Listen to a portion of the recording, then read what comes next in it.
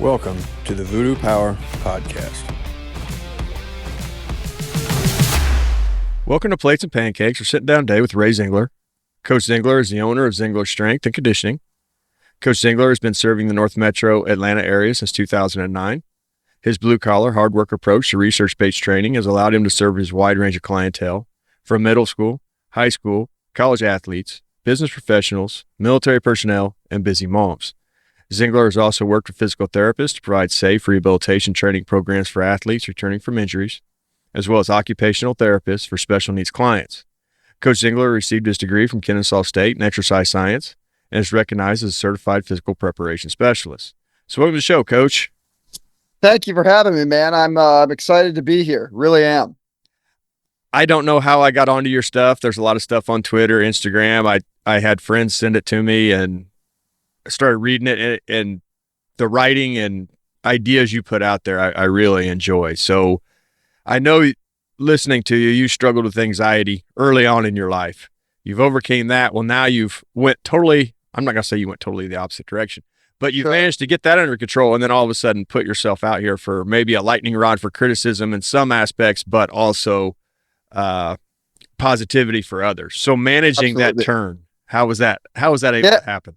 That's a great starting point, man. I think it's so important, especially working with kids who do struggle with some of these same things that I dealt with as a kid. You know, just to give a little backstory on it, you know, when I was a young kid, I was always a weight room guy. I was one of the bigger, stronger, you know, faster type kids. Wasn't the most gifted athlete, but my father got me into training very early on, and I got a leg up from a general athleticism perspective. And you know, I was always the cool guy that it was, you know, I had the girlfriend. I was never in one group. I was always, you know, I had some social agility, if you will, to be able to kind of balance myself in between different, you know, demographics of people.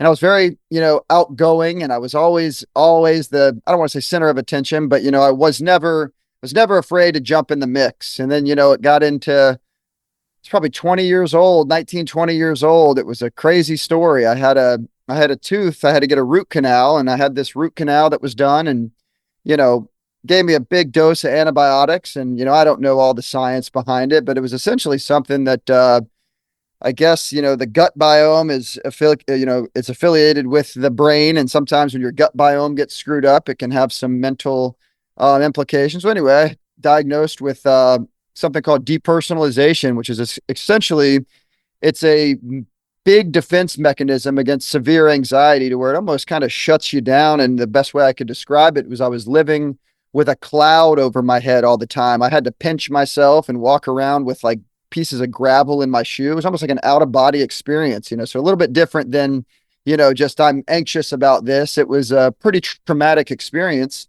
And, you know, I fought it for a long time as a fixer, as somebody that was, you know, type A, willing to do anything and everything under the sun. I went completely down the rabbit hole of, you know, I ended up having to drop out of school. I would spend, you know, 8 to 10 hours a day researching how to get over this. I was speaking with, you know, healers in different continents, try just everything you could think of. And then, you know, it got to a point where I just submitted. I was 14 months into this thing, and I just had to acknowledge that, you know, this is just my life now, and I'm just going to accept it. So I decided to walk back into life, you know, slowly but surely. And then, you know, God forbid, after I fought through all of this and just let go and just accepted what I had, it wasn't a week later, I was completely healed from a variety of symptoms that range from mental to physical, the whole thing. And it just taught me that, you know, as much as I want to have my hand in everything, that this is a big pillar of my faith, is there's some things that are outside of my control. We don't always have to have all the answers. And, you know, once I got through that and I learned that this bout with, you know, vicious anxiety didn't have the ability to hurt me physically. It was very uncomfortable, but it wasn't, you know, I wasn't losing my life, and I wasn't, you know, dealing with some severe physical pain. I just learned to deal with it, for lack of a better term. And, you know, I told God and I told myself that, you know, when I get to the other side, or if I get to the other side of this, I'm going to use my platform to be able to help others that struggle with similar things. And that's really been a big foundation for what I do today, to try to encourage others, and obviously also help them through some of the struggles that they might have associated with some of the mental side of this stuff. Using the physical, that's really what kind of helped me through a lot of it when I was going through the thick of it was the physical training. That was one thing. It was very uncomfortable to do when I was suffering through all this, but I never missed. I continued to train hard, and that was kind of my outlet. I knew fundamentally that, training and the endorphin release, there's mental positive implications, but I wasn't myself. So I fought it, but I still did it. And, that's the one constant from the time I was 12 years old through today, regardless of what I've dealt with, there's been a physical element in my life. And now I use that same physical element that helped me to try to help, others that might be struggling with the mental. I'm a big believer in the whole global aspect of performance, mental, physical, emotional, the whole deal. I believe it's goes hand in hand. So let's spin it back a little. Yeah. Do you think, because you're a faithful Christian man, do you think the overall plan from the adversary was to put you in a position like that, hoping you would not win, to keep 100 you from where you are right now? 100%. And that was the thing. It's so funny, man. We don't always pay attention to the role we play in our own suffering. It's like on one end, here I am claiming to be this Christian who's fully submissive to Christ and gonna follow his plan. But on the other side, I'm having to get a Google translator to speak to a healer in Asia about overcoming this and smelling these different salts and doing all. I mean, I went down the rabbit hole. I'm telling you, from essential oil, here I am trying to fix everything. And I believe, where, the devil possibly having a stronghold in my life, that was don't trust him, man. Don't trust. He's not going to fix it. You've tried the prayers, you did all that. It's not going to work. So I went, the Lord of my life became trying to fix all of this stuff. And then it was funny that, once I let all of that go and just kind of literally threw my God, fine, man. Like, this is what I got. I have enough strength to where I'm not going to physically harm myself. And I'm very thankful for that. But I said, whatever, I'll just suffer and I'll carry this cross as long as you need me to. And I carried it for a week and he said, I got it from here, pretty cool. Building on that, you had some tweets earlier this week, and I added them to the podcast. But athlete empowerment, and it's the athlete's career on the line. It's their dreams. It's their goals. I think sometimes they don't actually achieve any sort of empowerment in their struggle. Sure. And parents, coaches, everybody's telling them what to do, how to do it. So finding a way to actually help the athlete find their path. Right. How have you kind of managed to do that? It's a great question, man. And it's different for everybody. There's a lot of times that coaches, they have these philosophies where it's like my way or the highway. And I'm not saying that you don't have to have a philosophy or structure the way you go about things, but one thing that I try to do is I try to meet each individual where they're at, right? It's different in a team setting where a coach has maybe got 70 kids and he's himself, there's only so much bandwidth one can have to reach each person on an individual level. But working in the private sector like I do, I'm able to get a little bit more nuanced with each kid, and it's funny. There's some kids that they just show up, they just want to go through the workout, fist bump at the end and go through. And again, it's not that I don't try to dig into them, but I think as far as being a mentor, you have to, have that social awareness to understand what it is somebody is looking for. If somebody's just looking for the surface level of it, you try to hammer them out of the book, with all of the depth right away. Of course not. But there are other people that are on the side of the gym crying their eyes out and they've got something going on, whether that be related to sport, their boyfriend at school or their mom at home, so I try to find each person and what they're looking to get out of it. Again, I'm not always perfect at this, but then I try to contour the way that I reach them based on what it is they're looking for at that current state of time, and it could evolve, right? You could have that one kid that very in the beginning, he's distant, he's not communicating. And now, you tease him about his video games and the little things in life that, are quote big to him. And then you build a relationship with somebody over 3, 4, 5 years. You learn their tendencies, you learn their nuances, you learn how they respond to certain types of coaching. I help them try to relate, what it is we're doing in a controlled environment and how we can apply this to an uncontrolled environment, which is, the chaotic, elements of sport and life, so it's I wish I could say this is how I do it, but it's just kind of that feel based on the person. But I do definitely try to tie the hey, this is voluntary struggle that we're doing here in training. And just like anything in life, the more we practice something, the more we get better at it. Now, there's involuntary struggle outside in the real world, but if we practice a shit ton of times in a row of exposing ourselves to voluntary struggle and we improve our ability to deal with that and almost learn to love the structured struggle, if you will, do we improve our ability to deal with the unstru or with the unpredictable struggle? I think so, so that's something that I definitely try to help them with, whether it's a family issue at home, whether it's a teammate issue at school. I use the positive to help be a catalyst for the unknown. I didn't realize it until I'd gotten deep into this and worked with athletes on a one-on-one level. But the expectation for some athletes and the unexpectation for other athletes is a heavy load they carry. Absolutely. And it waves up and down depending on what is going on in their life or big competition or not making a team. So being a constant in an athlete's life and being there to build them up, but be truthful and help them to reach that next step. How has that affected how you live now? Yeah, it's a great question, and it's so funny, it's like what I think is like most important to that person may not be that important to that person, or what you think that, they don't, it seems like he doesn't care. He doesn't know how to show that he cares about that. Just as an example, I worked with a lot of high level athletes, and I just naturally assume that they're all into the training and they want to focus on every little nook. And so I'm sitting here like focused on your squat technique and you're doing this.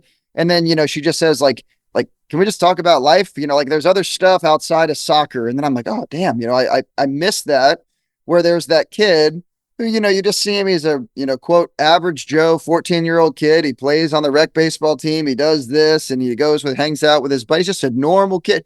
Deep down, he doesn't know how to expose it, but he is losing sleep at night over the potential of not making that team, so it's finding a way. I try to do it in a very natural environment, but at least once a year, I meet with the kids and I try to talk to them, on a personal level, because again, sometimes in a group environment where you mentioned the one-on-one, it can be a little bit different. But the one-on-one, I ask them three main questions, and the three questions I ask them, and we just maybe do it over a yearly basis. I say, what was the biggest positive takeaway of your last calendar year? And whether they play baseball, softball, soccer, whatever that sport is, what was your biggest positive takeaway? Number two, what would you say is something that you have area for room improvement on? And then they can go on and on, whether that's pitching velocity or whether that's working on their, ability to play a 90-minute soccer game. And then number three is, how do you feel? And then that hits them like, whoa, what in the world does that mean? And they sit there and they give you a look you'd imagine a 16-year-old would give you, like, damn, like that was heavy. And then what's the next thing they ask? What do you mean about all this? About all this? Are you all in? Are you all the way in? Are you getting burnt on it? Sometimes they won't tell you because they're conditioned by, society and their parents to like, oh, don't say that, but I keep it a very, very comfortable conversational realm. And then that exposes, they're not going to give you perfect answers. They're 16-year-old kids that are nervous, but at least gives me a little bit of a window into what they're feeling. So that way I can make the, cognitive assumption of what it is they're looking for. And oftentimes I miss it. That kid, like I just said, he doesn't give a shit about making the team. It's his whole life. And he just doesn't know how to express that, so that's definitely what helps me kind of contour my coaching, or I guess that's more mentoring of how I'm going to go about reaching that person now that I've got a little bit more evidence based on their communication. Because some of the kids they don't want to tell you. That's private. That's weird. If I say that, he's going to think that I'm a try. It's a weird dynamic that I use those subtleties in those private environments to help me build out my model of reach. Now, this could carry over to all aspects of life, but in the athlete, the young athlete genre we're discussing, kids are asked to be leaders all the time. Be a leader, step up, be a leader. The one thing I see with that is not all of them are given the power to back up the leadership role, so they get stuck between a rock and a hard place, two immovable objects, and the Right. athlete is stuck in the middle and can't satisfy either one. Right. So learning to, carrying on with what we're talking about, learning to empower the leader that's in them, I know in your gym you have leaders and you have followers, and Right. so how do you give your leaders room to lead?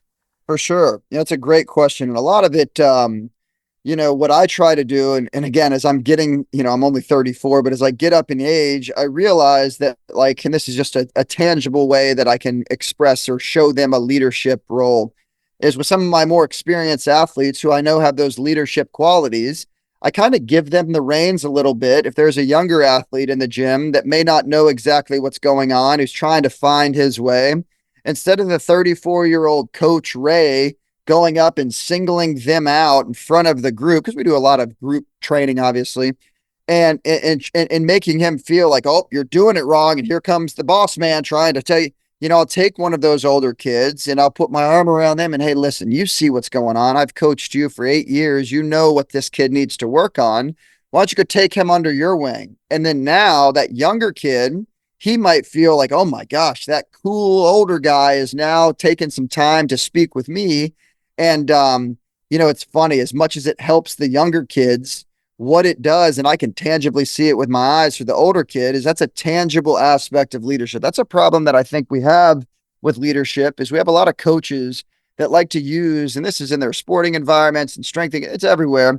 They use these recycled phrases of, be a leader, be adaptable, evolve. And a lot of times these guys that are saying it to these kids, they've been stagnant, static thinking for the last 30 years. So who am I to sit here and tell somebody that, hey, you need to work on adaptation and involvement so that way you can grow and lead others. But then I act the same way 15 years ago as I do today. So I think it's challenging because I don't think a lot of kids, everybody knows what leadership is, but very few people see it because nowadays, a coach he's coaching this team, that team. He's got 9 other teams. His wife at home. He's on his phone reading his thing. They're not digging in to whereas 15 years ago, 20 years ago, you had a coach that had a team for, they played for 4 months, 5 months, and then there was an off season and you built and you bond. And Tom Brady just spoke on this. There are teams and there are programs. There's a lot of teams out there that are being coached by coaches that coach multiple teams. It's not a systemic program model anymore to where you can teach and build these things up. And then now we compound it all with transfer culture and people are running to the greener grass over there and they're leaving this and that coach is going to it's so muddy that in my opinion, we've lost sight of sometimes those foundational principles. Youth sports are the greatest teacher in the world. No, they're not. They used to be. Now what they are is a shit mess that was ruined by adults. And now there's only a very small subset that are actually doing it for the right reasons while everybody else is guided by the dollar. Of course, let's make it year round and try to segue them into 9 different things. So that way we can have predictable income for the next 12 months. And I don't mean to get off track on that, but I think it's a reason of why we don't have tangible leadership because these coaches, they're after getting their bag more than they are focused on the betterment of the kid. We don't use a developmental model. Of course we don't. We use a money model. And then we try to say nice things when the parents come to the meeting at the beginning of the year. And again, fall right in line that, oh, this guy seems nice and he's going to do it. And he's going to lead my kid. They just get you into the machine and then you're just a cog. Talking about that, as much as we help, as much as adults help, adults really find ways to ruin things. And Absolutely. Thinking back, I mean, if you look at some of the changes the FFA's made over the years, it's like, what were these adults thinking to this organization that was supposed to be kid ran and it was successful being kid ran? And then now look at all the problems. For sure. And I look at Boy Scouts too. And now we're getting, to where we have to meet the world where it wants to be met. And, I'm all about inclusion, but, to sit here and now we can't be Boy Scouts who are, and I just see it with like just regular kids. I remember being 6 years old with my shirt off, eating dirt, drinking out of a water hose. Like that concept now is like, it's almost like feral. And like, I see it as when I try with my own kids, to raise them. Obviously I have to understand like it's an evolved world, but I think sometimes our quote evolution can lead to a devolved human because we have a lot of people that are guided by these things and they think that, we're robotic. And I'm still a big believer of letting it loose a little bit. Yes, I want to wear a helmet, put a seatbelt on the kid, but at the same time, to wrap them in bubble wrap 24 hours a day and teach them to follow the mold. Well, the mold is leading people to a false reality. So I'm not going to follow the trends just because everybody else is doing it, you know? And that is a good point. I've thought about that a little bit. We are witnessing the de-evolution of man Yeah. to a certain extent. Oh, 100%. Yeah, go to the store. You know, you got a guy like, all right. So I'm in the grocery store. You have an obese man riding a cart to go buy processed food. Like, what the hell are we doing? You know, yeah, like that never existed. I saw a meme on the internet today. It was like it was the fattest man in the world in 1890, and he was a decently heavy set guy. But people paid money to go see this like specimen, and then the joke was like, "This is the fourth fattest guy at your local Walmart at midnight." You know what I mean? And it was like it's true. And, you know, that's where I think, and The Comfort Crisis, by a book by a guy named Michael Easter, which is fantastic. It goes to show that, like, as much as we are very blessed with modern medicine and technology and all these things, you know, the need for physical strength, Mark Ripto talks about this as well, is still critically important to life, but it's not needed in our everyday life because, again, there's an app for that. You can have that delivered. You can outsource that problem. I can't give kids $100 to come over and blow leaves at my house because they don't know how to crank the leaf blower. Where's the button? Choke. They don't even know what the hell it is, you know. And I saw that as an opportunity as a kid. You know, I had 30 grand stashed under my bed when I was 17 because I figured out how to use a pressure washer. Now these kids, if it doesn't come direct, they want a reward for taking the trash to the curb. My reward was not getting the shit beat out of me by my parents, you know. So it's just a different it's a different world. And I think still learning some of those old school ideologies, you know, can help the kids because now everybody thinks like this, right? We're in middle school, then we go to high school, we get this many points so we can go to this college because, again, it's all we push is the college realm. You have to go this way, you got to do this. And then you get the degree that 90,000 other people in your region of the country got. And then this job is just supposed to be handed to you.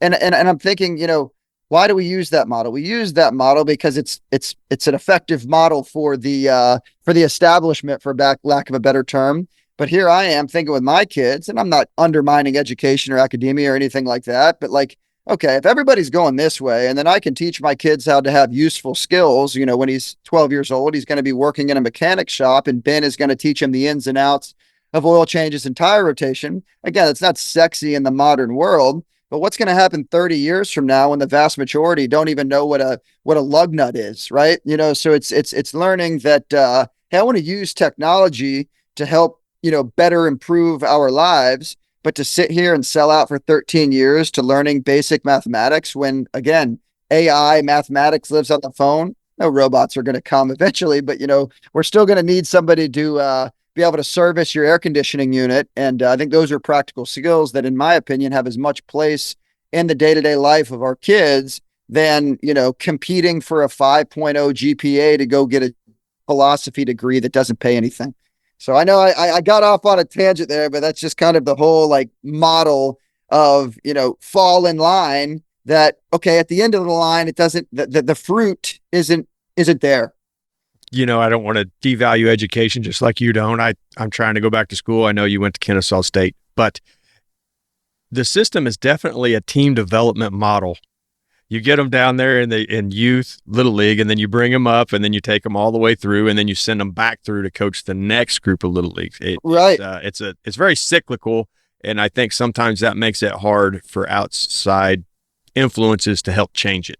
It absolutely does because, again, it's the product of the environment, you know. And here I am. I'm a son of a 30-year public educator. I love my mom to death, and it was funny. She says, you know, when she started teaching in the 1980s and then wrapping it up in the mid 2000s, what she was teaching then, which was structure, discipline, you know, getting on to now. God forbid some of these teachers that, again, they may want to act a certain way and be more regimented and structured, but you say something too aggressively and, oh my gosh, the world's going to shit their pants. And then you lose their job. It's like what I say about Nick Saban all the time. The game that he started coaching is not the game that he retired from. And it's very, very difficult to get some of these younger minds who may have been conditioned to think a certain way. And now they're in it.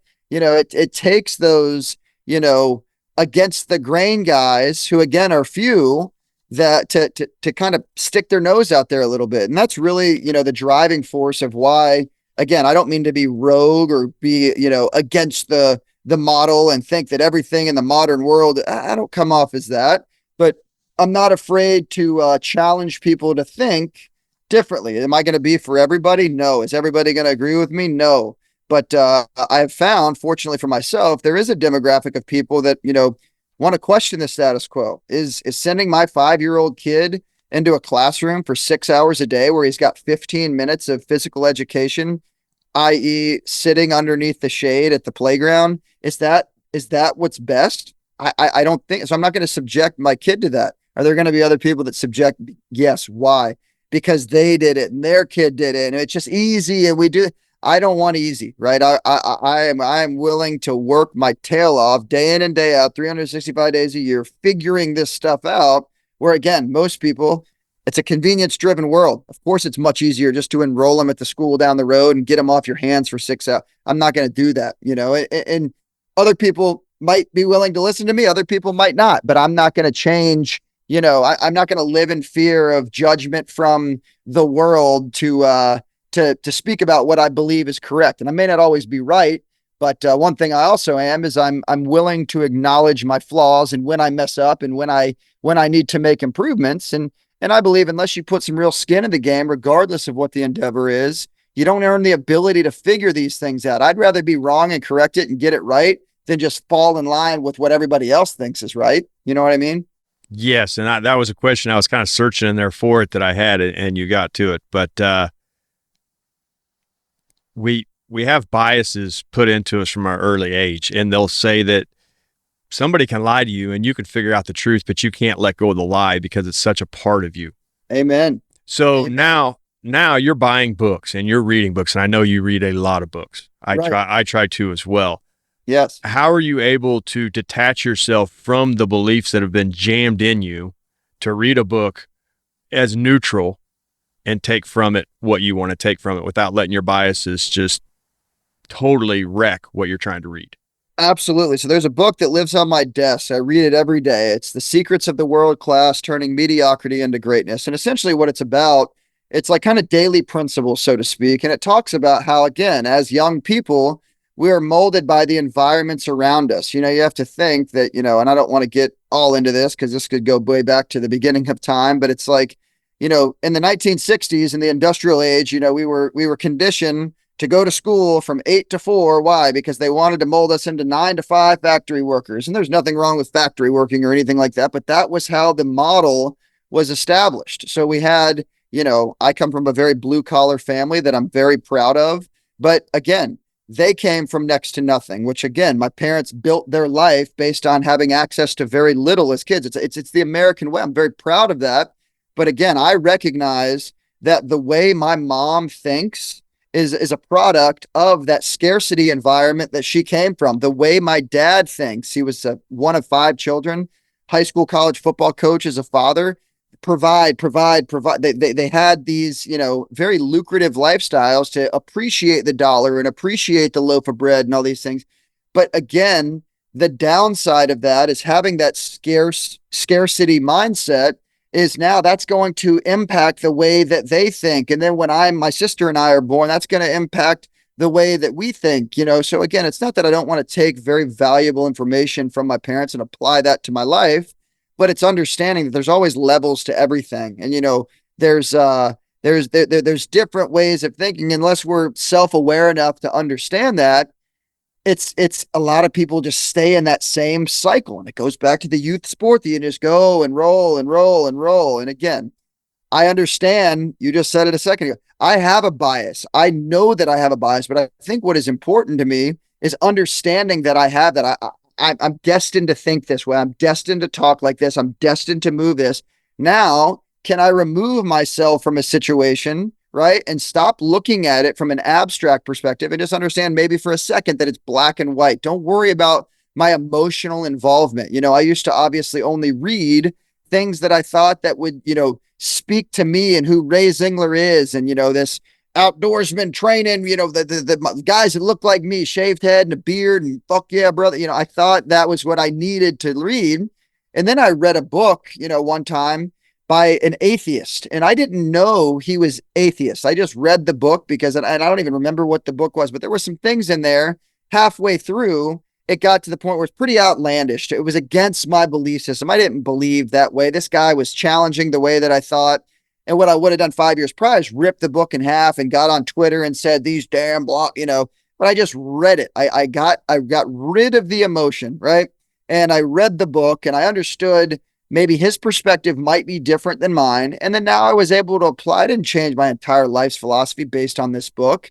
But I believe there's something that can be learned from everybody, regardless of their background, regardless of what they did, even if learning what not to do, it's still something to learn. So I look at things from a very open mind now, whereas before, again, I grew up in a family where Fox News was on, Bill O'Reilly, these damn liberal, and I grew up in all that.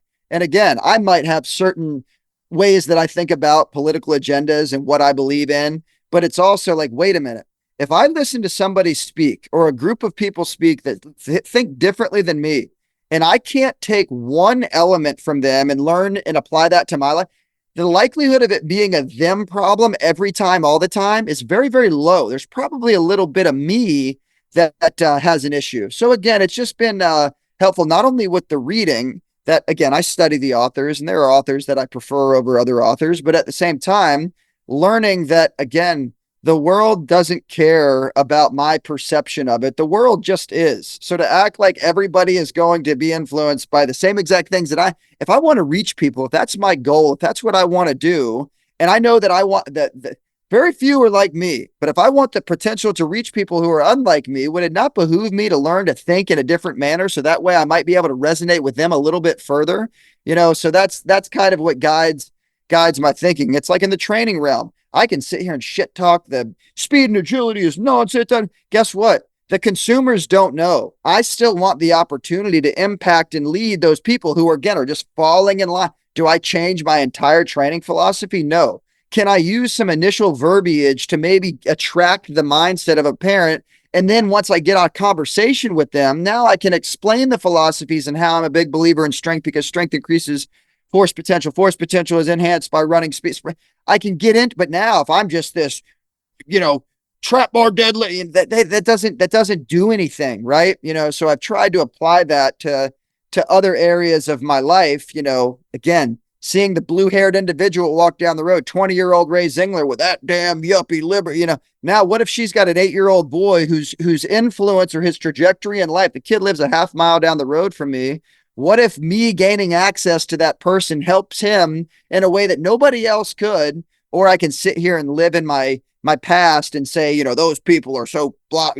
No, so it's again trying to remain authentic to who I am, but also I think the biggest part of the evolution of me is understanding that there are more ways. And as much as I'm proud and believe in what I believe in, I still want to gain access to the mentorship of others. And if I want to do that, and I am who I say I am as a Christian, now I need to make sure that I don't quiet my beliefs, but be open to other ideas. So that way I can gain access to potentially impacting those people. So that's where the reading has helped me. And I try to be well read. It's easy, like I said, to pick 5 authors and read their entire library and then build your entire philosophy on that. I'm not going to go out on a limb and, purposely expose myself to satanic ritual, that ain't for me. That might be for somebody else. But again, I think that, we live in these absolutes all the time. And in my opinion, the vast majority of the people are in the middle, whether they're on the right or the left side, they all live kind of right here. The extreme left and I'm probably not reaching them anyway. So I'd rather live where the masses live. You want to serve food, you need to find the hungry people, right? And the hungry people come from both aisles. So. Servant leadership. You can't wash feet and then embarrass the people who own the feet you just washed. Absolutely. That's it in a nutshell. That's a great way to put it. I love it. Going into that a little further, athletes and kids are byproducts of their environment and their leadership. So understanding what that kid athlete is coming from, now you can step back and look at it with a broader idea. Absolutely. To to touch on that, if you don't mind. It's one thing that, I'd like to just share a little, I come from like the way that I was raised, like, and again, I'm not saying I was a perfect kid. I was a pain in the ass for very many years, but it was like work was in my DNA. I watched my mother work. I watched my mother coach. I watched my father work. I just accepted like that's what you do. Like these calluses on your hand, like again, it freaked me out when I shook somebody's hand. They didn't have rough hand. What the hell is that? I didn't know. So I'm naturally like, that's my MO. I gravitate towards that. But then I realize, like, as I'm training kids, especially in the private sector, like I have to realize that some of they have no idea, right? They don't even know. Like I said, go get the wheelbarrow. They don't know what that is, right? So to sit here and think that like their best and my best, I need to have this standard of the way that we're going to behave. That's not always the case, right? I have some kids, and this has been doing this 15 years. They ride their bike to training 5 miles, thunderstorm, ice. It doesn't matter. They come and again, they work. There's other kids that, just doing 20% of the workout, it's easy for me to say, oh, they don't want it. They suck. Guess what? That 20% is more than 0% that they would do without that. So I've learned to kind of contour,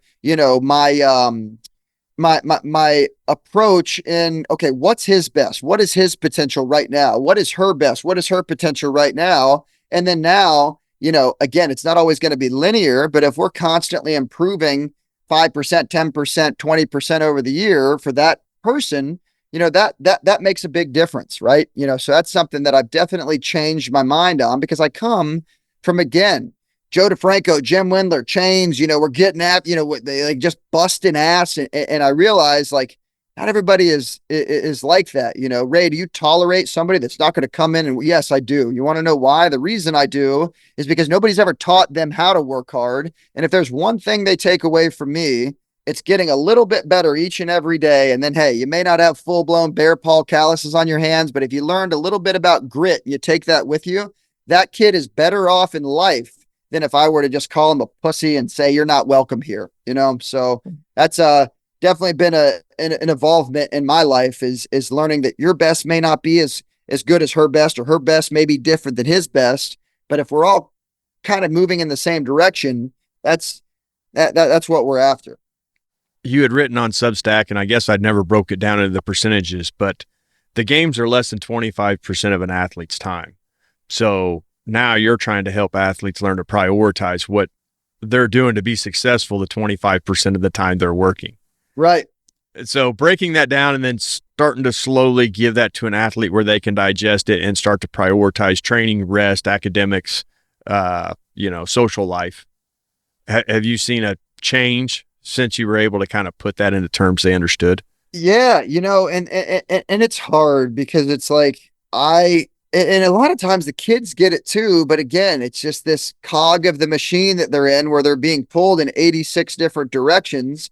It's a real challenge for me to be able to kind of speak to them on a level that maybe they resonate with, but then the second they leave my care, which again, let's just say the average time that somebody's training in our gym is 2 to 4 hours per week. What percentage of that, if there's 100 and whatever, 76, I don't know how many hours are in a week, 168 hours in a week, it's still less than 1% of their week, but then they're dumbfounded with crazy aspects of homework. They got this sport specific lesson, that sport specific lesson. So again, I guess like the best thing that I can do, and I really try to do it, is I care about their sports and their performance and what they've got going on. But I also try to keep the environment when they're with me a little bit laxed, because again, they have so much structure. They have so much, somebody's yelling at them. They got to study for this test. They have to do. And that's why I think people, they resonate with our place. It's because like that guy cares about me. We're going to do the things that we need to do to continue to improve. But it's almost like a mental break, if that makes sense. So, I always try to obviously keep the main thing with them. But at the same time, when we talk about them being products of their environment, is Zingler Strength an element of their environment? Yes. It's still a very small portion. So that's where it gets a little bit dicey into how much change can you actually make when somebody's investing 0.5% of their week with you. But that's also why I try to pour in beyond the gym, and I'm going to the games every week, and I'm reaching out and I'm having these conversations, and I'm talking to his mom while she doesn't want him to know. So she can kind of, I mean, and it doesn't mean that I have all I don't have a lot of answers at all. But again, it's really the best way to put it is teaching them to keep it between the buoys, right? Like it's easy to get outside of the buoys and then wonder why, our tides have increased. But it's just again keeping the main thing will be the point that I circle back to, talk to especially a lot of the lacrosse players that we work with and a lot of the softball girls, I want to see them do great things. I want to see them reach the pinnacle of their potential. But let's just talk for a second. After high school lacrosse, you can go to college. You can go to D1. You can win the national champion. You can do the whole thing. Unfortunately, I've seen my godson, who's a lacrosse player at Notre Dame. He's won 2 national championships now. But at the end of that, you know what there is? If you make it pro, there's a $20,000 stipend. That's what you get. That's the pinnacle of your potential in that field. Softball, you can play on Team USA and do all the, but the road ends. So if we invest all of our time selling out into, hey, let's just go to the tippy top of the iceberg, what's the net gain from that, right? It can obviously be a little bit different in sports like baseball and soccer and football, obviously, but again, the amount of people that I have that, again, training, sports, all the stuff that we do that are being paid a healthy wage for the rest of it's dramatically less than 1%. So that's where it's like, yeah, care. Let's do that. I'll buy the hoodie, right? You go to Georgia Tech. I'll get I'm all in. I'll go to the game. I'll take we'll do all that. But who are you behind all that, right? And that's really where I try to, we're big on people first, athletes second. And I think that helps, again, at least humanize them a little bit. Timmy isn't a baseball player. Timmy is a great kid who happens to play baseball. I'm really intentional about trying to speak to them on that level so they can, at least during their time with me, see it a little bit differently than their identity being a shortstop for the A team at this organization. That can get muddy really quick. When I was putting it all together and starting a gym here, and me and you have the benefit of being private, so our ideas can be a lot dramatically different than the high school idea. Sure. I hadn't realized how much they aren't themselves. Athletes aren't themselves. They're a projection of themselves for their teacher. They're a projection of themselves for their coach, for their parents, for their friends, Amen. on social media. Amen. So the goal was to lift the censorship. They listen to what they want. They talk relatively how they want. I found they're more them. At least for an hour a day. And then all of a sudden kids just started showing up and not even doing anything. They'll show up an hour early for a workout just to sit there in the environment. Is that something you found also? Absolutely. So there's rules that we have, and I'm very hardcore about keeping it organic and raw. It's one of those things that obviously everything's contextual, right? But like for our high school sessions, in the group sessions, there's no parent viewing. I don't want any parent, and it's not because I'm sitting there taking them behind the building and giving them a shot of tests, and I don't want their parents to see. It's now you have the one mom there. There's 13 kids there. Now the one kid who's there, his mom. Oh my gosh, my mom is the only one sitting out there watching. And the 12 other kids, who is this lady? What's going? It just makes it very weird, and it steals from that organic environment. But much to your point, the music plays what the music plays. Obviously, I'm not going to sit there and just condone vulgarity and try to make it like, yeah, no, but like, am I going to, there's many bigger fish to fry. And I know that if that raw and organic environment that has the music, that might have some of the language, that again, the second they leave my property, they're going to put their AirPod in and listen to it anyway. Do I fight that fight? And I try to be holier than thou. And no, you leave that the way that it is because, hey, that's what the kids need. That's what the kids want. That's what they enjoy. And now that opens up the door for them to be themselves and have that little bit more of like, let the wave off of me a little bit and to be myself.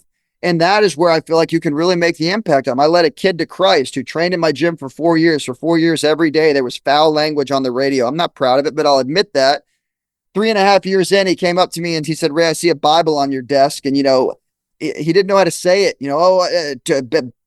Your faith, I see that you need. And so I said, you want to learn about Jesus? He said, I want to learn about Jesus. I said, all right, man. Well, listen, I don't have much time in my schedule. I'm running the business on my own at this time. It's the middle of winter. I said, I have one slot Wednesday mornings at 6 a.m., 6 a.m. to 6:30 a.m. I'll meet with you and we'll go over the Bible. And I'm not kidding you, man. For 16 weeks, that kid showed up at 5:15 or 5:45, 15 minutes early for a meeting every time. And here we are after, 8 weeks. He told me he was ready. I'm freaking getting chills now just thinking about it, man. And we had a lead FTS bench covered in chalk. The headrest is busted, the whole thing. And both he and I knelt over that bench and prayed the prayer of salvation. The kid gave his life to Christ. And obviously I have very little hand in that. That's God's work. But the point that I'm making is, what if I came to him when he first started and I tried to get him to shirt tucked in, militaristic, edited music only. Every parent is, maybe that kid wouldn't have had that experience, and again, as much as I'm not proud to sit here and say that, I'm not perfect. I wish maybe it makes more sense in some circles to have the edited music. But again, maybe on the other side of that coin, had I not been quote cool initially, maybe I wouldn't have earned the opportunity to lead that kid to Christ and then marry he and his wife, 2 years later, so that's the stuff where I think it's so important to give them that. We always say we want Zingler Strength to be their third place. Their first place is home, their second place is school or work, and then their third place is Zingler Strength. Hell, there's a girl that trains at our gym. She's committed to play soccer at Auburn. I think she is there more than I am there, and I'm there a lot. It's just one of those things that she craves the work. She wants to be there. And again, is it because I'm cool? Of course not. But has she found an environment in which she can be herself and that she can work on herself to go out into the world and do that's what we're trying to do for kids at Zingler Strength. I've had a number of kids. Ray, I don't even play sports anymore. I just want to be here. I just come because again, it's not about, are you a 5-star going to Texas A&M, or are you in the band? Some of the most athletic kids I've ever had, they were male dancers. I've had gymnasts. I've had kids in the band that have squatted 405. I had a kid. He was what's it called? And it's way above my valedictorian from the high school. He had a GPA I couldn't calculate with a graphing calculator. Pulled 405, slammed it down, and said, "Fuck yeah!" And I said, "Find me another valedictorian, that was able to do that." As much as I tease, I think it's important, And he told me too, Ray, I knew I was going to be smart. Indian kid that had parents with very rigid stand. He said, "You know what I refuse to be?" And he's at Georgia Tech now. He's going to be one of those kids, I don't know. I don't even know what the hell he's going to do. He's going to change the world. But he said, "I refuse to be one of those book guys that couldn't talk to anybody." So I joined Zingler Strength for the social side first. And then you turned me into a savage on the side. Now the kid's got a strong back to go along with his brains, So that's the stuff that is very important to me. And without keeping it organic, you don't get that, right? You can say that, oh, well, the kids you have to, I'm very cognizant of how the world is and what am I competing with, right? I'm competing with Xbox, I'm competing with Snapchat, I'm competing with the couch. So if I sit here on one side, my parents could have raised me militaristically, fallen, and I'll take the switch off the tree and get my ass whipped with it. Like, that's just how I was. That's not how these guys are. There was one time I had a kid, and I know I'm rambling, but again, it's context. Remember at the gym, I haven't seen him in 3 weeks. Where I asked him if he wanted to go. He just said he'd rather play Xbox, and I just can't get him off the couch. And that's when I learned, like, wait a minute, like, I was dumbfounded. You're giving your kid an option to forego a physical obligation, and you're confused as to why he's picking Fortnite over training hard. But that's where it is, and I think to be aware of that now, that helps me to be able to reach them. In that sense of where the world currently is. I don't have a bunch of we're not in the Midwest where these kids are getting up at 4 a.m. to feed pigs. They're living in comfort their entire lives, and then they're yelling at their parents about, "I said I wanted the black Jeep Wrangler Rubicon and you got me the white one." That's a lot of what I deal with. I got to contour the way that I dose their heart. Watching the culture develop in your gym.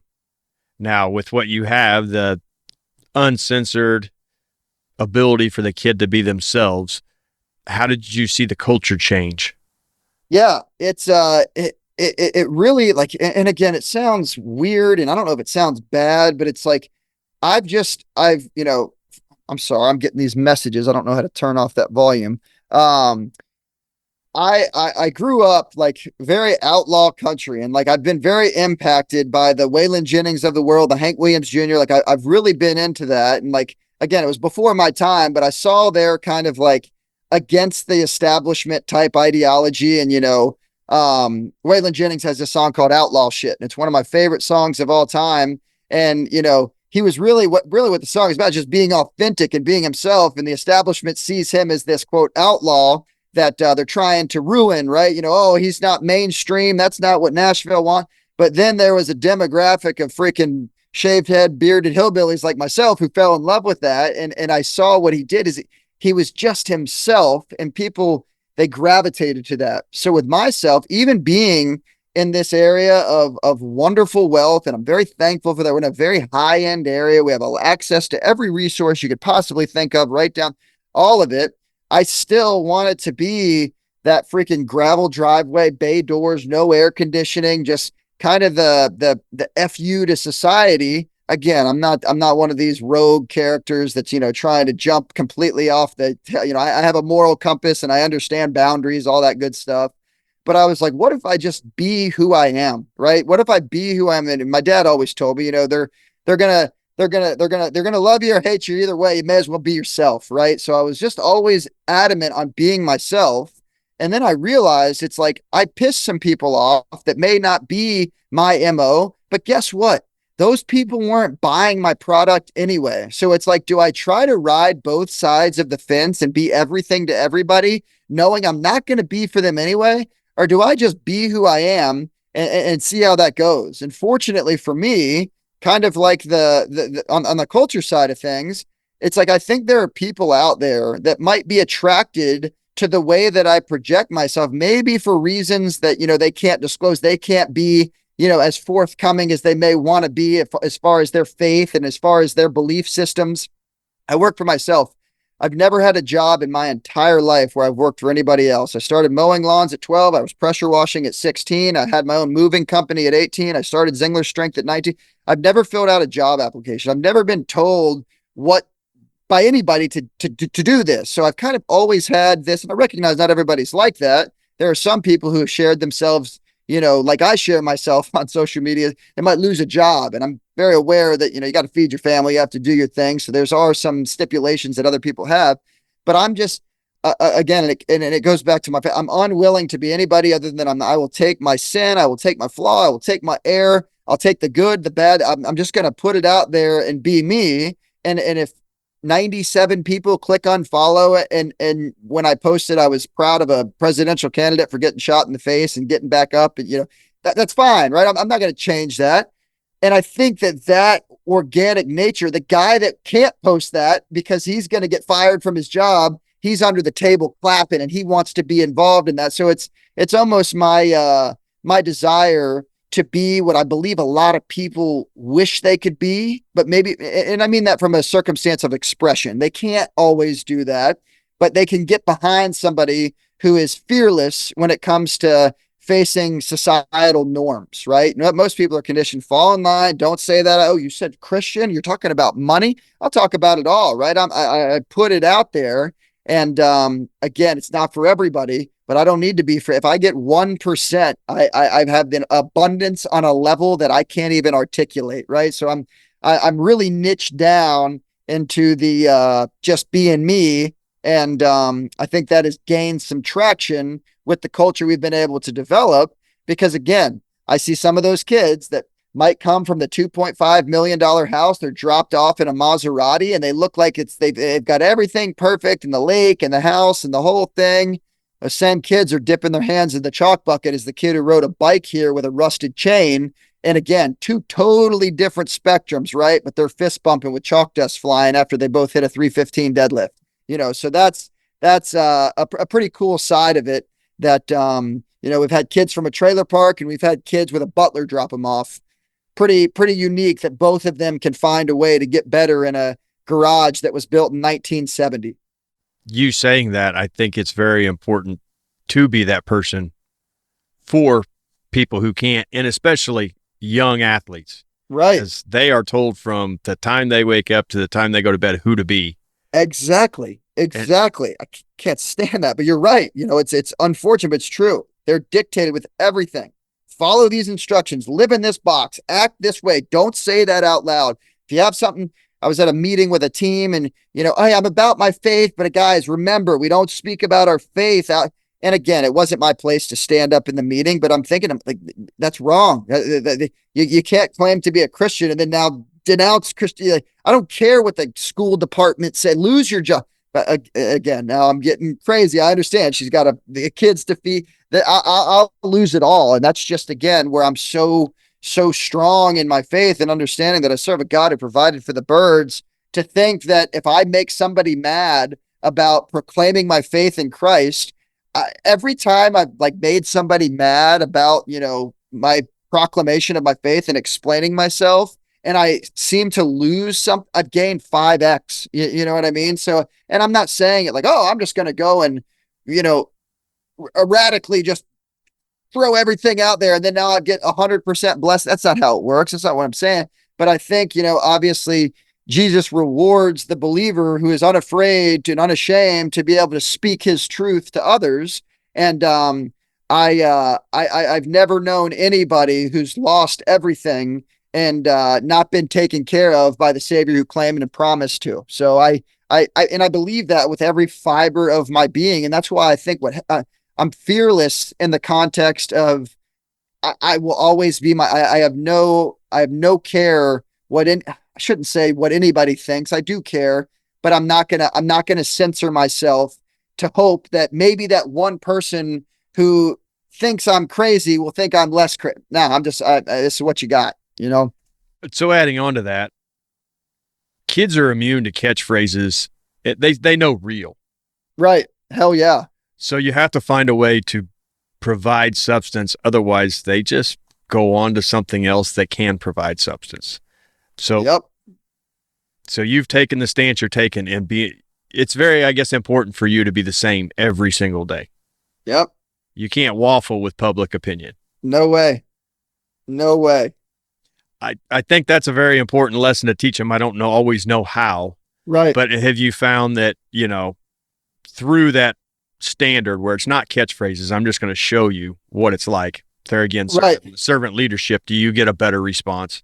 Right. Yeah, it's something that, one thing that I always try to share is again that authenticity side of, not being afraid to be your true self. It was like 25 years ago, the homeschool kids were the weird kids, right? Oh, they're socially blah blah. They have all this stuff going on. Those are the weird stay-at-home kids. And then now I look at society. This is something and I'm not advocating for homeschool or traditional school, but the point that I'm making, it's like the weird kids who might be in these alternative realms of schooling. Look at our society now. Look at how everybody is behaving. Which ones are we? You know what I mean? So it's like you're damned if you do, damned if you don't. You're in this weird sphere of the world that again, you want to act like everybody else. Look what the end result is for the masses. What, you want to be riddled in student debt and have a degree to get a job that doesn't exist? Like why follow that? And again, it's so hard for the kids to kind of branch out because they're being conditioned to think this specific way because when their mom and dad go to the potluck dinner at the swim and tennis clubhouse, they want to be able to say that Timmy went to blah, blah, blah, and he's studying business. It's not as cool to say Timmy finished high school and he went and got his landscaping job. He's working 80 hours a week. By the time he's 25, he has 150 grand saved up, put a down payment on a house. He bought his first house, flipped it, rented it. It's not that cool to say that, So again, the point that I'm making is it's like, and it's hard, especially with the kids who there is an element of like desiring to fit in and like finding those like social constructs in their environments that they want to thrive in. Oh, I can't post that. I look a little silly, or whatever it is. So it's again, that has to happen on more of a personal level for me because it does start with words. Obviously, you have to be able to communicate, but then I try to lead by example with my actions. And that's why I'm so active on social media with a lot of everything that I do. I post my training, I post my thoughts, I post my kids' training, I post my son, my life. I try to make it like instead of just like hiding everything. Obviously, I'm not going to show everything under the sun in my life. I wouldn't have the ability or bandwidth to do it, but I'm trying to show like the real side of what it's like behind that. And again, is that going to impact every single person? No. Is there one guy that might say, you know what?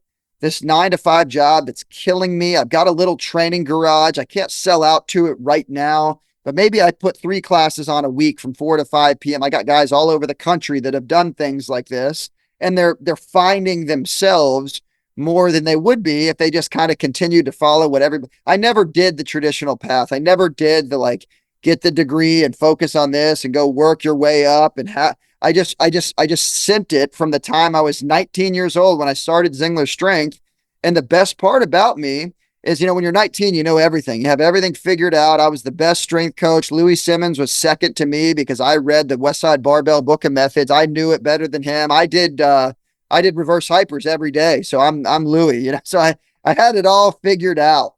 And but the silly thing, as naive as I was from 19 to 25 and just having my head down and serving, that is what helped me kind of propel myself to be able to have the platform that I have today. I didn't know anything about business and finances, and you're supposed to get it. I didn't have any debt. I worked my ass off. I bought my first home when I was 21 years old. I flipped it at 22. I bought a second home at 23. I had my third home by 25. I bought a cabin at 28.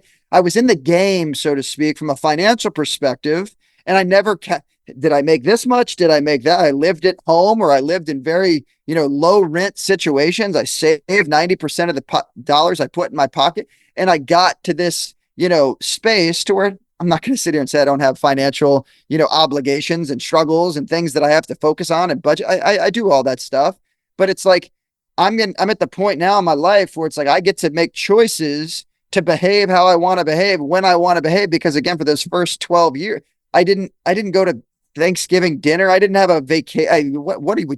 I grinded my face off that first decade, and then that kind of helped me to propel myself to where now I can make more financially calculated decisions. I can look at investments a little bit differently. I understand, tax incentives and buying the vehicle to get the right, I didn't know any of that in the beginning. So my naivete early on kind of fed my ability to, it's 10:58 in the morning. A bunch of my buddies are wearing neckties, sitting in a cubicle. I'm about to go wrestle some dogs after this. And, at Friday, I'm supposed to be at work. I thought, but I learned, I don't want to say I beat the game, but I learned the system. And I didn't want to be a part of that system. And I think, again, circles back to my childhood, seeing my mom be a coach and a teacher, and she's working 14-hour days. And my dad, who was a college football coach, who got out of the coaching profession because he felt like he was coaching other kids more than he was his own. I saw my dad go from coaching to entrepreneurship. He owns a commercial flooring business now. And here's a guy that had more financial upside than he did in the coaching realm. And then now on top of that, he's being able to spend more time with his kids. I took the coaching love from my mom and dad that both of them had. And then I learned, all right, I can go into this college game, right? And then now have every hour of my day dictated. I can be paid a 40-hour salary and work 120 hours a week, or I can try to figure this thing out on my own. And I think what helped me is from a very young age, I attacked that. I looked at it from a standpoint of my lawn mowing business, my pressure washing. I was the guy. I'd pressure wash your driveway, and then I'd knock over on the neighbor's door and say, "Hey, I've got all these driveways. I only had one, but I fibbed and said I got all 6. You want yours? Oh God, well if they're doing it, I'll do it too. Here, my buddies are at 16. They don't have $5 to go to the movies, and I'm sitting here eating steaks at Longhorn with money falling out of my. I just looked at it from a different angle, and I never looked back. I just went with that. And now, is that a traditional model? No. Should everybody follow that model? Lord, no. I had more blessings than I could ever explain with access to a gym in my family home as I was growing up. I learned from my father in training. I had neighborhood kids that were willing to give me a chance. It doesn't necessarily work like that anymore, but can the principles in some fashion, can I impose that on somebody else? And I look at all my buddies, the most successful buddies I have, there's 2 of them. They live in New York City and they work on Wall Street. That's one side. They have the Notre Dame degrees, or they have the Ivy League degrees. And then I've got a bunch of buddies that are stupid successful that own the HVAC company that they started working for when they were 19. They're plumbers, gutter guys. I got a guy that washes windows. He didn't recognize he made $280,000 last year as a 26-year-old washing windows, right? So now we're assholes for telling people that there's alternative paths. Well, Billy down the road goes and gets a degree in marketing from wherever the hell university, and then he's sitting there wondering why he's eating Prozac every day of his life, miserable, trying to find a job to pay off a third of his debt. And that's the best way, you know? So again, that's where I get very heated and passionate. Like, unless you can prove that's the best way, and I know that way works for some, but I've got the data study that's not the best way, right? So I think to take my crazy experience of how I got to where I am, that probably should have never worked out unless it was for the Lord God guiding my path. I think there's things that people can learn from that. They may not be able to go all in like I was able to go all in because of my, I had you go bowling and you put the little rail. I had rails from my parents that I didn't know at the time. I had those rails. I was self-made. I did it all. Look at me. My parents really had those rails, and they were guiding me to hitting the strike, right? So that's is something I try to show, that maybe you can't do it exactly like me, but I got a guy working for me now, young kid, 24 years old. He grew up training under me. He doesn't have a college degree. He works as a middle school basketball coach at a local school down here. He's super infectious personality, super kind. He understands how I train people. People gravitate towards him. I told that kid, you keep your head down for the next 2 years, you're going to be in the 1% of people who make money in the fitness industry. And you didn't do the same. You don't go live in Atlanta with $3,000 a month rent. He lives at home at his parents' house. He has no bills, no overhead. He saves every dollar he makes. Society wants to tell you that guy's dumb, when before that guy's 30, he's going to be buying his first home while everybody else is renting with their piece of paper that says, look at me, you owe me something, So it's encouraging to see that wave of, it's not the only way, Taking that to the other side, and I heard you talk about this on Victory Over Self Radio with Chris Kerr and Ross Garner. Yeah. But burnout. I know horses was the path I wanted, and I would live in that barn. I'd call out to work just to ride horses. I didn't care. Right. And you get so deep into it that you can't see the forest for the trees. And right. Learning sometimes to take a step back and refresh isn't a bad thing. How deep down the burnout hole did you have to get before you started learning, hey, every once in a while I need to pull her back? Right. No, it's a great question, man. And I speak on this with a lot of conviction because I went through it. It got to the point probably 3 or 4 years into my career, I was working every hour on the hour, 12 to 14 hours a day. And then in my downtime, I was writing the programming. I was training myself. I was trying to eat food. I remember it was a basement gym that I started in. It was the childhood home I grew up in. I'd have clients and I'd try to make 5-minute windows. Like I'd go 5 a.m. to 6 a.m., and then 6:05 to 7:05. And I'd be in the bathroom chugging down a chicken shake, which again was just grilled chicken and rice and water blended down, trying to guzzle this thing down. But if my next client got there 5 minutes early, I've got chicken juice running down my chin. And it was like that every day, 7 days a week. Again, like I said, there was no, I'm sorry, Mom, I can't make Thanksgiving dinner. Jewish kids can train on Christmas, right? New Year's Day, of course we're going to train. New Year, every single day. And it was like that for like 7 years. Probably 5 years in, I got to feeling like, wait a minute, like this is hell. But then I would just dumb it down, right? And it's like, this is what you got to do. Chris Kyle fought off the side of the mountain, Jocko Willett, the whole thing. And I was like, this is what success requires. Nobody else can do it like me. I'm better than everybody else. I'm the king, right? That's kind of how I would feel. And then I'd wipe away my emotions and I would just grind and grind and grind and grind and grind. And then it got to a point where it was like, I want to eat the business end of a 9mm. And I say that joking, but I was done. I was cooked. I couldn't do it anymore. And I knew I needed to hire somebody. But again, when you're 24, I didn't have a business coach. I didn't have a mentor. I watched my dad learn it on his own and he figured it out. Here my dad is at 67 last night, working at 2:00 in the morning on a job. We're workers. So that's what I thought you had to do. And I eventually hired a mentor, a guy named Dan Goodman. He's in New York, New Jersey. Great guy. I still dislike him strongly because he's a northerner. But anyway, he had some great advice for me. And, he said, Ray, what do you want out of this? And I'm sitting here and I told him all my things. And this is the financial freedom. And I want the ability to do what I love, all these things. And he said, Ray, can you not have that if you hired somebody? Well, Dan, the person I hire will never do it like I can. Blah, blah, blah. Yeah.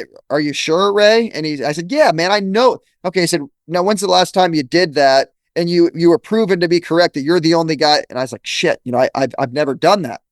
So I hired a guy. The guy came, he was a childhood friend that grew up training with me. He understood our philosophies. My dad mentored him.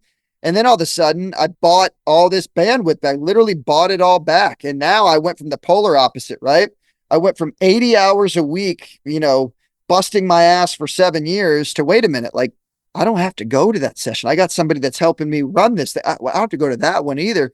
And then I went to the total end of the rabbit hole where I started reading the books, the 4-hour work week, and trying to outsource everything. I'm going to hire a virtual assistant and do all these things. And then now for like 6 months, I almost totally checked out, but I checked out. I was literally training people 3 to 4 hours a week. So if you go from 80 hours to 4, now I'm on the other side of the spectrum and I'm looking at it. I'm going to get into the online training world. I'm going to live on the side of a mountain and I'm not going to have Wi-Fi, only dial up, plug in internet. I'm not going to own shoes. I went the whole thing. I'm retiring before I'm 30, baby. Let's do this thing. And then all of a sudden, after spending a couple of weeks at our cabin in the mountains, I'm like, wait a minute, I'm missing something. I miss that interaction and finding a way to pour into the kids. Like, as much as I love the mountains and deer hunting, like those are two of my things that I retreat to very regularly. It was like what made those special was my ability to only get to those things very sporadically, so to speak. So now I took the two ends of the spectrum, 80 hours a week and 4 hours a week. And now I'm working at refining, where can Ray Zingler be the best? And I have found that Ray Zingler can be the best damn strength coach mentor 2 to 3 hours a day. Once you get me past 3 hours, I can still do it, right? I've got experience doing 16 hours, but I lose my edge a little bit. And anything less than 3, it's not enough structure for me to be able to kind of maintain my fire, so to speak. So it's like finding those little thresholds of where I'm good. And now I spend a lot of time trying to build and enhance my team around me, right? I've got guys that are working for me. And now I get as much satisfaction as like building other leaders and adults as I do to thinking I'm the only guy that can train the kid or they're only going to like me. No, it's sometimes you feel like you're more valuable than you really are, right? So it's finding those thresholds and those balances to help you keep it. And I can comfortably say, with 3 kids of my own now, being in year 15 of the business, you're always improving. I think that'll be in my DNA forever, but I'm in a really good spot where I've got guys that are working for me that they buy into what we're doing. They trust me. I trust them. And now, hey, am I going to go to a lot of, hell yeah, I love it. I want to be, and that's when I get to put my jersey on. But I could probably leave for a month and turn my phone off and come back and Zingler Strength is pummeling, So it's just it's a good feeling to have, You mentioned it in there, and the older I get, I think the more important I see it. But we have access to all the information we could ever possibly want. 100%. We don't utilize it near like we should, and that seems really strange to me. But I had kids that just graduated high school and they're in college, my own kids, and ask questions about this and that. And I'm like, well, you have Google, right? Look it up. And right. It seems like they're just so immune to it. But the question would be the importance of being an autodidact and really immersing yourself in the ability to teach yourself. Right.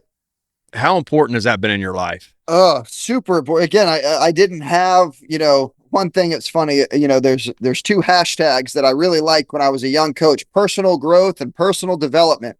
So every morning before I'd start work, there was one coffee shop that opened up at 4 o'clock in the morning. Before I'd have a 6 a.m. client, I'd go in there and I'd bring my computer in and I'd bring Google and I'd type in personal development articles and it would send me to inkmagazine.com and like, here's the 5 daily habits of the billionaire at Amazon, or whatever the thing was.